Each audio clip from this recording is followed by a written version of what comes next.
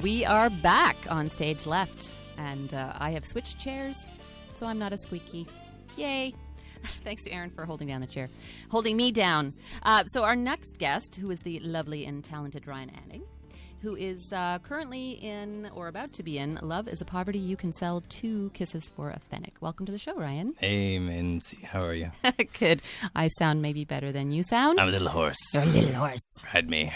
No, that's good. I think you should keep that for your play, and tell us all about it, and tell us about your role as are you emceeing, like you're co-emceing? I'm emceeing, which are your initials. Yeah, that's true. I noticed that. Yes, different kind of emceeing.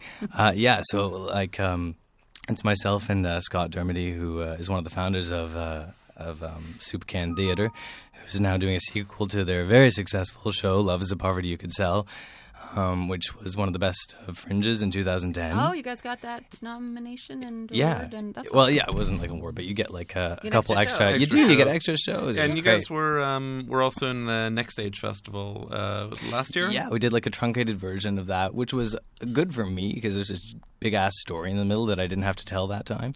But this time, there is. So this is a full-on 90 minutes. Oh, this is a full-on 90 minutes. And I got to tell you, last night we had the run-through and yesterday afternoon, and it was just, I nearly wept out of my eyes. It was beautiful. Not because of me, because I could suck. It doesn't matter. But the singers are just amazing. Really? The talent up there, it's so heartening to come together and see these people who actually like really care and are giving it their all and can like move you. Oh, it's awesome. Well, if See you're it. moved, then we're going to be moved. I know. I have like no if emotions. You're having a good time, we're going to have a good time. I've been told I'm emotionally unavailable. So if really? I'm crying, you'll cry. You and I will not get along. But, okay, so this is the part 2. So what's changed? And were you in the first version? I was a bigger cast this time. It's more interactive. There are barflies, but it's the same kind of format where it's there's hosting stuff, which is done by the MCs, myself and Scott. And you will have a voice sorry. when I've got water. I swear to God, water won't do it. Okay. They make cough syrup with codeine, and it's over the counter. Yes, just so you know. do. I just want to let everyone know that. And you're so gangsta. I know. Yeah. Yeah, that's right.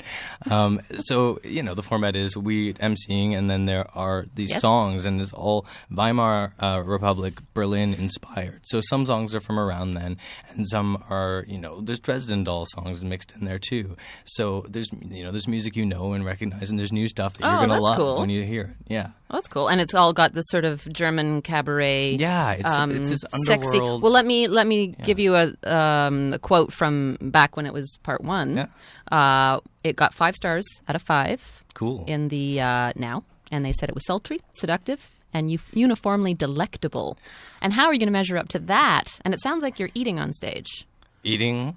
Well, the whole delectable part. All that. You're handing out chocolates. Do not eat the performers. Yummy.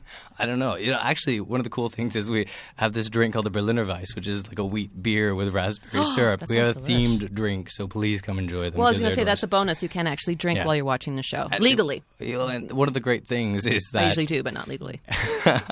You just bring in a little Mickey? Yeah. Mix it in with my, my Arizona tea. Sorry, I interrupted you, Ryan. Go ahead. So they have this this themed drink, and we will come down, the performers will come down and mingle and mix, and sit on your lap. Yeah, probably, to be perfectly I honest. hope so. It's I'm going to want my money back. It's just one of those fun shows where you go and it's entertaining and it's interactive and it's a great night. And but is there a story or stories within and relationships, or without giving anything away? Maybe a little bit of a teaser. We do little character works and things in between us.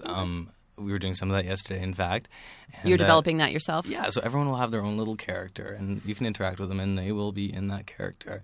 And then, of course, there is an actual story that we tell in the middle of it, which is an original story written by Justin Haig. And he's the writer. He wrote the original stuff. Yeah. Did he write the score as well? No. No. The music is all... Well, it's all, yes. Yeah. But somehow you have to have a musical director bring it all together. Yeah, our musical director is Pratik. So he will be conducting our 10-piece orchestra. Nice. That is amazing. Yeah. And that all fits into Bite, which I've not been to. I hope so. Oh, well, I hope so. There may not be any room for any audience members, but we'll have a good time. If you saw Bread and Circus, it was tiny. I did. So I've been there. Anything bigger than that is just... delightful. Okay, so get there early. Get there early, and really. I keep forgetting to tell people also no latecomers to any of these Fringe shows. Just so you know. Yeah, they're a little bit stringent about that. Yeah, with the alley plays, maybe not quite so much because even though they do want you there when it's supposed to start. But you're not going to interrupt a theater by opening a door or something. Yeah, and everybody just goes on stage. They all turn and look. Yeah. Well, And turn off your phones, by the way. Things are more relaxed in alleys generally, I think. Yeah. Oh yeah. But I think they will actually. If we go over time, for example, they'll shut us down. So we have to be Really? careful. Yeah. There's more of them, or more of you than them. What I did notice when I was looking through your media release, which is very nice, thank you for sending me that. No problem. I was really thrilled to see that Michael David Blowstein, is it? He is in the show because he's like, I saw him in Adam Brazier's Cabaret at Hard House Theater, which was one of my favorite shows. Actually, I've loved almost every show I think that I've seen at Hard House. They put on amazing shows, and he was long and lean, kind of like yourself, Ryan, long and lean and sexy, and just he had the swagger. You should see. There's one number where the boys are dancing, and I want to kiss Michael David on the mouth. Oh my God, he's so cute. Well, seriously, and the thing is, everyone falls in love with him. Gay, straight, man, woman, whatever. Everybody just looks at him and goes, wow, that's something. And not to take anything away from you, and you're emceeing, my dear, because you're playing with your co-MC is Scott Dermody. Yes. Yeah? I don't know him, but it sounds like you will play off each other. Oh yeah, we have lots of fun. He's really talented.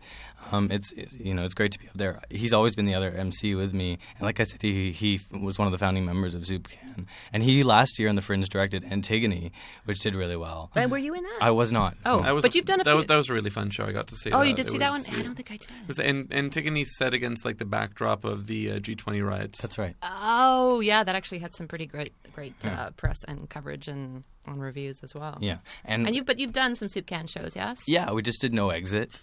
Sorry, I missed that. I don't remember. I couldn't find the exit. I was just thinking, I've worked with both of you. Yeah, I've worked with both of you in shows. Yeah, what were you in with Yehuda? We were in The Third Degree. The Third Degree? Yeah. Was that with Soup Can?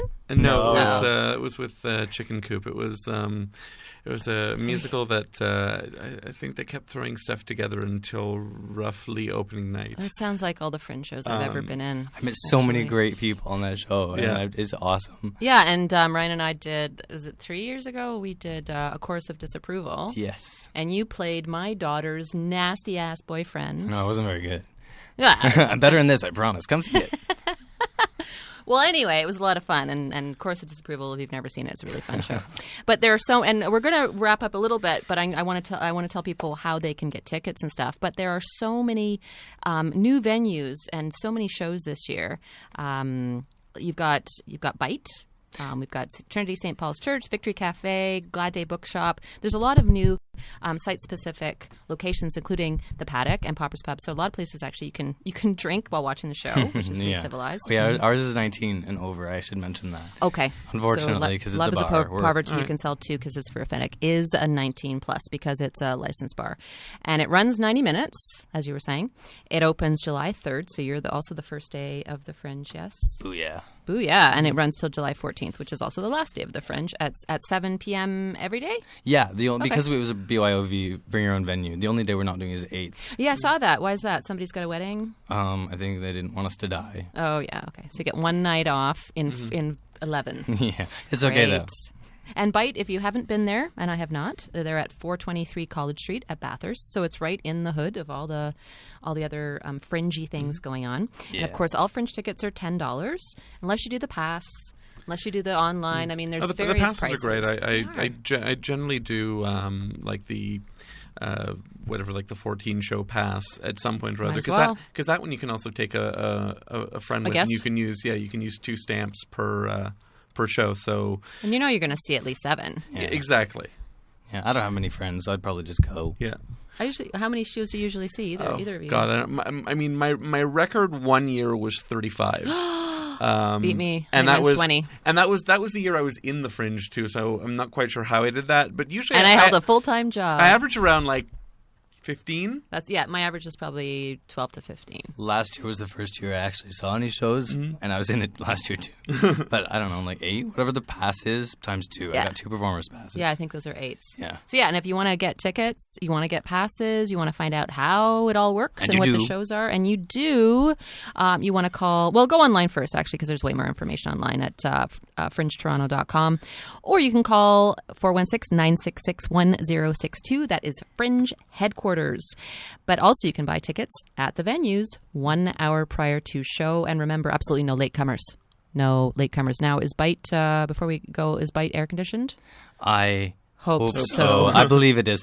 And we do have a history of selling out, so I do warn people if they're really intent on going. Yeah, pre-order. If you can, Because you can order for shows, some of them, right? you can. 50%, yeah, 50% of the tickets are available for pre-order, 50% are at the door. And I can testify. I've come to... I went to try and see Love is a Poverty You Can Sell... One. I went to try and see it twice, and it was sold out both times. You're kidding. Yeah. Yeah. It's honestly, the singers are just amazing. Okay, so go online now and order your damn ticket ahead of time. Just do it. Because then you won't be disappointed. Yeah. So Dankeschön, Herr Anning. Yes, and I swear I'll sound much less gravelly and much more German. I kind of like it. I hope. Can we hear some of your German? I don't. I don't want to speak any German. I can do it right now. It's very difficult. Sounding like a character. Thank you, Herr Tom Waits. And his whole demeanor changed too. You can't see it because we don't have a camera. But there was much more shoulder. There was way more shoulder in that. All right. Well, thank you for coming to talk to us about Love is a Poverty You Can Sell 2 Kisses for a Pfennig. And all the best with the show. Can't wait to see it. Okay. And we're going to take an uber quick break. We'll be right back for the final segment of the Fringe experience with, we're talking to Aaron Thompson and Bitch, A Cathartic Purge.